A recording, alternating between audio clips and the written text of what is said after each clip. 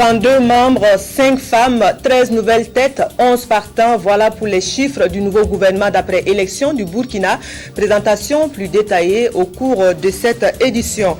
Officiers supérieurs, sous-officiers, militaires du rang, tous viennent de sacrifier à la tradition du bilan perspective que commande le début d'année.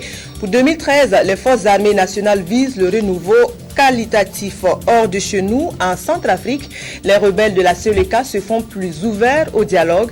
Ils ont suspendu la progression sur Bangui et se disent prêts à prendre part au pourparlers de Libreville sur d'éventuelles issues.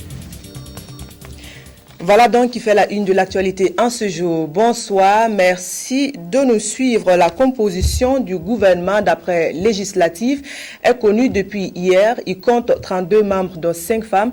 On note également une alliance entre le CDP, le parti au pouvoir, des partis de la mouvance comme l'UPR et le CFDB.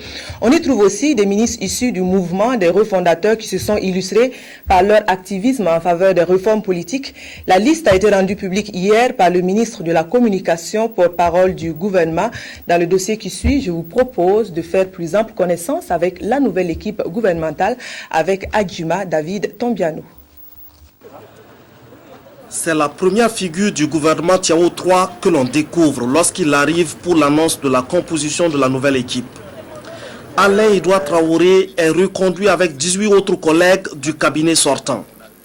Certains reviennent avec des postes ou des grades différents. C'est le cas de Jean Koulidiati, muté de l'environnement au département du développement de l'économie numérique et des postes. Abel Toussaint Koulibaly, pour sa part, devient un ministre plein avec l'érection des nouveaux départements ministériels, l'aménagement du territoire et la décentralisation. Un autre ministre délégué devient chef de département ministériel, Vincent Zakane, qui passe de la coopération régionale à la fonction publique, au travail et à la sécurité sociale, poste qu'occupait Sungalo Ouattara avant son élection comme président de l'Assemblée nationale. C'est le cas également de Jean-Bertin Ouedraogo, qui voit le portefeuille des transports revenir au département des infrastructures et du désenclavement. Et enfin, Yipene Djibril Bassoulé, qui prend le grade de ministre d'État. Des ministres comme Laurent Sédogo, Gilbert Noël Ouedraogo, Salamata Sawadogo, Adama Traoré, Achille Tapsoba, Clémence Traoré Somé, Albert Ouedraogo, Abdoulaye Kambari, François-Marie Didier Zoundi, Zakaria Tiemtouré quittent le gouvernement, tandis que 13 nouveaux s'installent au Conseil des ministres. Voilà, vous l'aurez remarqué, de nouvelles têtes ont fait leur apparition dans le gouvernement qui vient de vous être présenté. Au total, on compte 13 nouvelles personnalités. Qui sont-elles? D'où viennent-elles? Et quelle place occupent-elles dans le gouvernement? Tout de suite, les réponses avec Adjima David Tombiano. Wanda, actuel directeur de cabinet du président du Faso et patron du CDP, signe son retour au gouvernement. Il était déjà dans le dernier gouvernement de Tetu Zongo en tant que ministre chargé du cabinet présidentiel. Aujourd'hui, il est nommé ministre d'État chargé de mission à la présidence du Faso. D'Abuja, Draman Yamego revient au Bercail et à la maison justice qu'il a servi pendant longtemps en sa qualité de magistrat avant d'être nommé ambassadeur du Burkina au Nigeria. Au ministère des Droits humains et de la promotion civique, un autre magistrat est promu. Il s'agit de Prudence Julie Nigna Somda qui passe de secrétaire général à ministre. L'agriculture et la sécurité alimentaire est confiée à Mahama Zungrana qui connaît bien les questions de politique agricole pour avoir été directeur général des statistiques agricoles et pour avoir servi comme consultant au sein d'organisations internationales de développement comme la SNV. Le portefeuille de l'eau, des aménagements hydrauliques et de l'assainissement sera l'affaire du professeur Mamounata Belem Ouedraogo. C'est un chercheur de l'INERA qui servait au centre de recherche de Kambouensé. Le ministère de l'Environnement échoue à un docteur économiste qui opère dans le secteur privé, Salif Ouedraogo, qui a été également député. C'est également la consécration pour l'aîné Sebgo, qui est depuis 2003 directeur général de la coopération. Après 10 ans au poste de mobilisation de financement pour le développement, ce diplômé de statistique va s'occuper désormais de la santé des Burkinabés au sein du gouvernement. Un ancien ministre de la Santé revient au gouvernement, le docteur Alain Zoubga qui revient plus de 20 ans après aux commandes d'un département ministériel.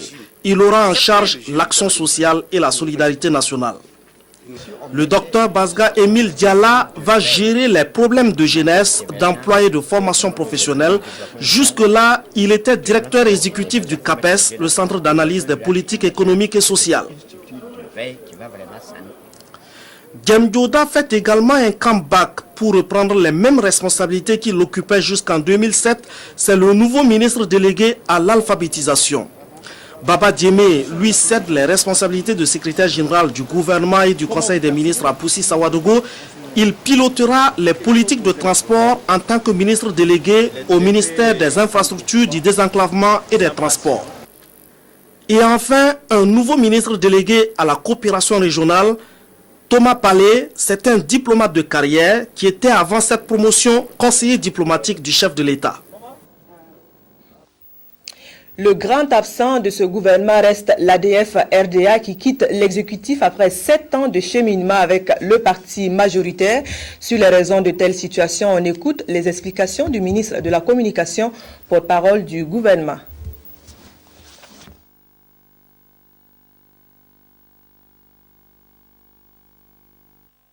Vous l'avez constaté, vous avez posé la question. Les négociations avec la formation politique de l'ADF-RDA en vue de converger dans le présent gouvernement n'ont pas abouti et nous espérons que ce n'est que partie remise.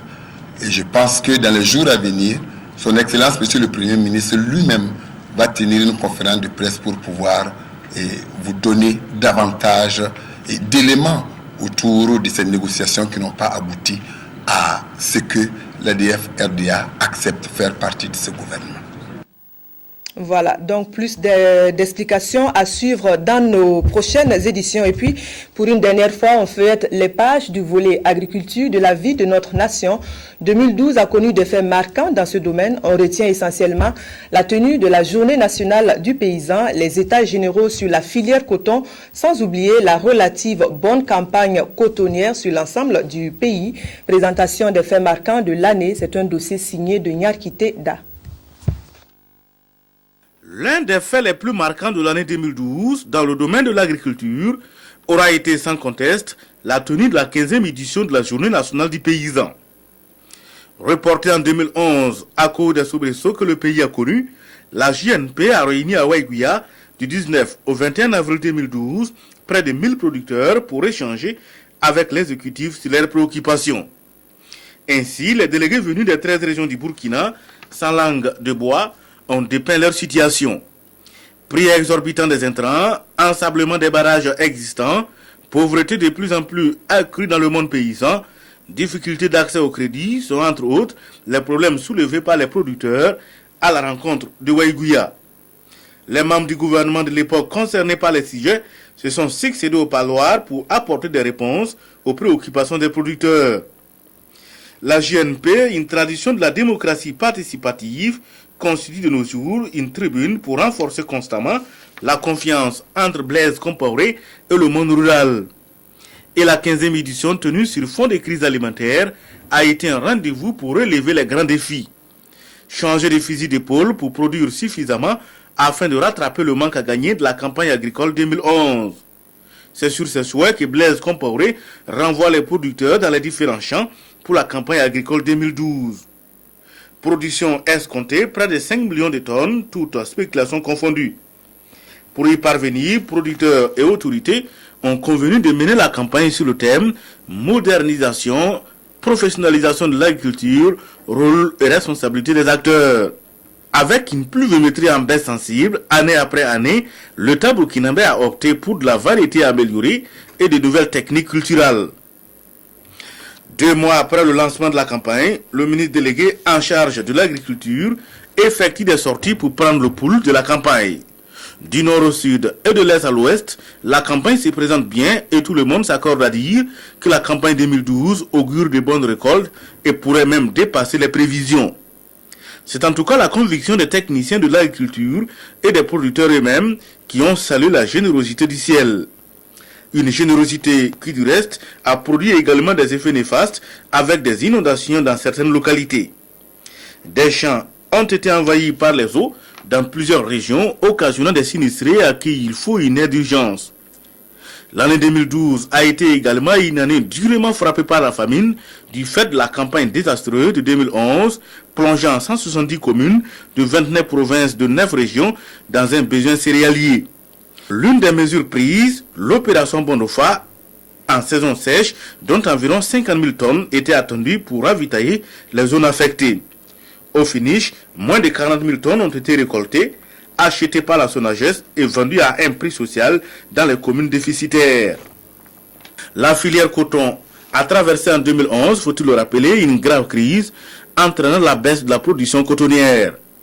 Pour redynamiser le secteur, les acteurs se sont retrouvés du 4 au 6 avril 2012 à la faveur des États généraux, premiers du genre sur la filière. À cette occasion, ils ont discuté sur 4 points, à savoir le dispositif organisationnel et institutionnel, le mécanisme de fixation du prix d'achat du coton graine, l'approvisionnement en intrants agricoles, procédures, prix de cession et crédits agricoles, et les rendements agricoles du coton et leurs corollaires. Voilà, c'était donc 2012 vu de nos champs et campagnes. À présent, 2012 vu par les forces armées nationales. Les contraintes d'ordre logistique et les insuffisances en ressources humaines auront été des éléments de blocage. Aussi, la nouvelle année porte l'espoir de voir une armée triomphante de ces difficultés, un bilan et des perspectives présentées au chef d'état-major général des armées. La cérémonie s'est tenue au mess des officiers à Ouagadougou, le point de Abdoul Rasmane Zongo. C'est une après-midi de congratulations conviviales et de resserrement de rang à la Grande Muette. Au mess des officiers, le chef d'état-major général des armées, le général de brigade Nabiré Honoré Traoré, porte un toast à la santé, à la discipline, à la loyauté et à la cohésion de la grande famille militaire et du personnel civil. Ce cérémonial est un rituel de projection sur l'année nouvelle, mais avant d'introspection sur celle écoulée qui a connu moult acquis engrangés. La révision du mode de recrutement et de formation initiale des appelés du contingent. La conception d'un programme de renforcement de l'éthique militaire. L'élaboration d'un programme de recyclage et de mise à niveau sur les exigences de l'exercice du commandement, dont l'une des exigences a été l'organisation du séminaire des hauts responsables des forces armées nationales. L'élaboration et l'adoption des textes portant création, organisation, attribution et fonctionnement des cadres de concertation. La poursuite de la construction de nouvelles casernes. Le deuxième déterminant de l'année 2012 concerne l'environnement sécuritaire sous-régional marqué par les crises maliennes et bissau-guinéennes qui ont eu de fortes implications sur les forces armées nationales. Des difficultés ont par moments subsisté, mais le commandement militaire s'engage pour un renouveau qualitatif. Sachez donc que les investissements seront soutenus dans les domaines suivants: l'accroissement des capacités et des moyens de formation, l'accroissement de la mobilité des unités, l'amélioration constante des conditions de vie des personnels, l'augmentation du taux de logement en caserne, le renforcement de la reconversion des militaires, la transparence dans la gestion des emplois et l'avancement des hommes, la poursuite de l'ancrage de l'esprit de discipline, de l'éthique militaire et du civisme. Au regard de l'importance de ces défis à relever, je voudrais en appeler à votre sens élevé du devoir et à votre sens des responsabilités qui en 2013 seront davantage sollicités. Nous devons faire en sorte que dans l'unité de pensée et d'action, nous puissions ensemble franchir un cap décisif sur les sentiers de la quête d'un renouveau qualitatif. Une pensée pieuse a été formulée en mémoire des dévanciers piégés par la mort sur les champs de bataille, avant que l'orchestre militaire vêtu de ses nouveaux habits, entendez par là ses nouveaux instruments, n'adoucisse musicalement la partie. Même ambiance de retrouvailles pour les femmes de l'amicale de votre télé nationale. Elles ont saisi l'opportunité qu'offre le nouvel an pour jeter un dernier coup d'œil à 2012 et planifier l'avenir. En vue, il y a surtout la relance des activités pour donner à l'association une dynamique pour remplir au mieux les missions qu'elle s'est assignées, à savoir assumer le volet social de la vie au sein de la chaîne au cœur des grands événements. Le reportage est signé de Claudine Bikaba. Du champagne dans un esprit de convivialité en ce début d'année 2013. L'initiative est de l'amicale de la RTB créée en 2007 et dont les activités étaient en ralenti pour des raisons indépendantes de leur volonté. Ces retrouvailles sont donc une occasion pour l'amicale de redémarrer ses activités. Cela fait un bout de temps que l'ex-présidente de l'amicale a été à la retraite. Celle qui était dynamique avec elle aussi pour réaliser les activités était à l'école. Et il y a eu un relâchement au niveau des activités de l'amicale de la RTB. Et ce soir, on s'est retrouvés pour relancer les activités de l'amicale qui nous faisaient quand même vivre au niveau de la RTB pendant vraiment quelques années. Des activités qui connaîtront quelques innovations au cours de l'année selon la nouvelle présidente de l'amicale qui se réjouit de la participation des femmes de la RTB. Beaucoup d'activités. Nous avons le 8 mars qui nous attend. Bon, les colonies et d'autres qu'on peut quand même innover et puis ajouter à ce que l'ex-présidente organisait. Franchir le cap de 2012 et prendre l'envol de 2013 n'est pas donné à tout le monde. Et les femmes de la RTB, conscientes de ces faits, n'ont donc pas manqué de manifester leur joie. Voilà, une ambiance dont on n'a pas besoin de parler. Et puis Georges Ouedraogo, doublement immortel, déjà vivant à travers ses nombreuses œuvres musicales, l'artiste est désormais l'hôte éponyme d'une rue de Ouaga. Elle se trouve à quelques 200 mètres du CIAO. C'est une initiative de la mairie de Ouaga à travers le maire qui rend ainsi un hommage posthume à l'artiste Évariste Kombari. Georges Ouedraogo, plus que jamais immortel. Le Gandago national revit certes à travers ses nombreuses œuvres musicales, mais aussi à travers cette rue qui porte désormais son nom. Il a été à la base de l'épanouissement des jeunes talentueux dans notre pays. En un mot, il a été un porte-flambeau de la musique burkinabé. Et la meilleure façon de perpétuer sa mémoire, de lui dire nous te sommes reconnaissants à jamais, c'est de l'immortaliser sur une des artères. Le baptême de cette rue intervient à 1 mois de la date anniversaire de la disparition du Gandago national. Il y a une série d'activités pendant toute une semaine qui va précéder vraiment la date anniversaire. Il y aura pas mal d'activités et donc une fois de plus les hommes de presse que vous êtes par rapport à tout ce que vous avez fait pour Georges et tout, ce sera l'occasion d'exhumer toutes ces grandes interviews, ces documentaires, ces clips et tout. Et puis il y aura donc une soirée gala d'hommage et peut-être pourquoi pas l'édition d'un best of best de Georges Ouedraogo. La rue qui porte le nom du Gandago national est située entre le village artisanal de Ouagadougou et l'agence ONEA de la ZAD, à 200 mètres du CIAO.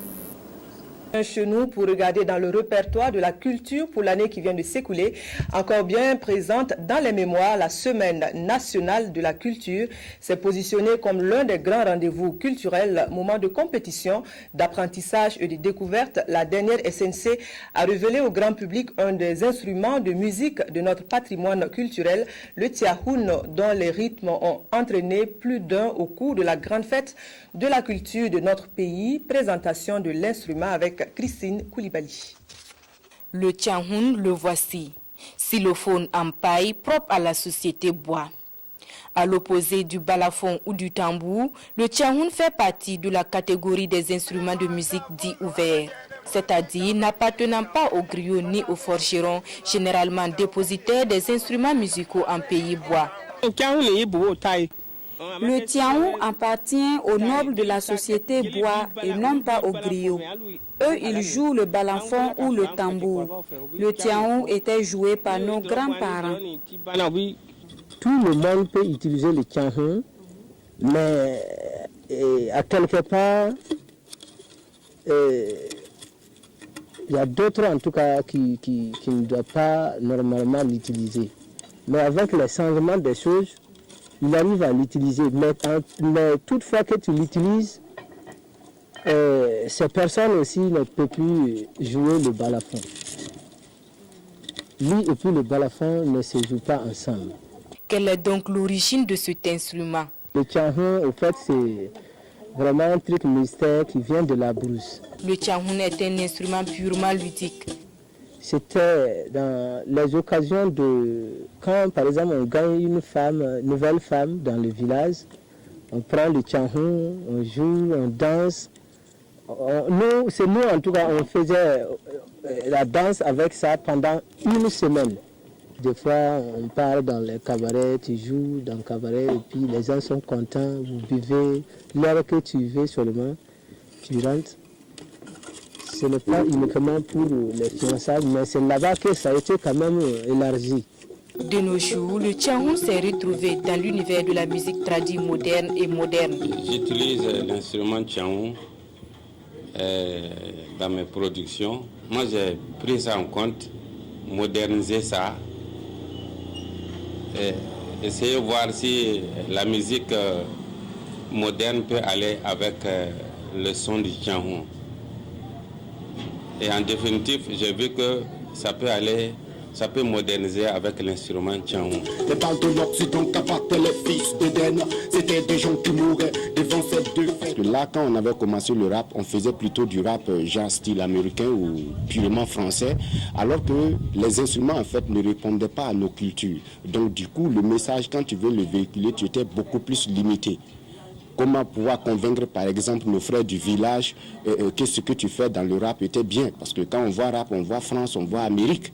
Et donc du coup, j'ai préféré prendre l'instrument, le tchahun, travailler ça un peu de ma manière, de telle sorte au moins que celui qui est au village puisse justement avoir les mêmes pas rythmiques dans l'instrument, dans la musique rap que je fais. Tout comme Dozos, de nombreux artistes du terroir bois se sont lancés dans la valorisation du tchahun, dont le pionnier fut Feu Sambwe Chambernard. Seni Bernard, Bakari Dembélé, Akarafa et bien d'autres artistes ont tous permis de découvrir l'instrument.